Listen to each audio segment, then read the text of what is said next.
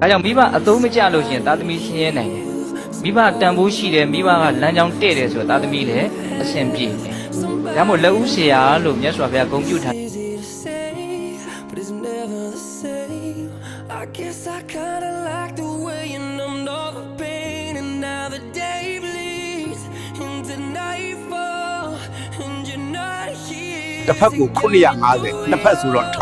1500မျက်မှန်ပါဝါတော့မဟုတ်ဘူးမင်းကိုအရန်ချစ်တဲ့အချစ်ဒီပေါ့ပါ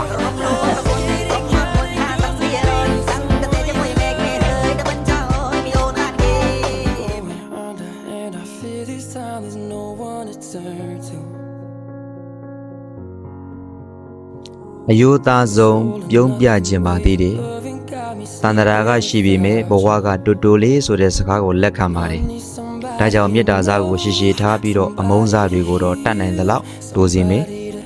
မနေ့ဖန်တွေဟာ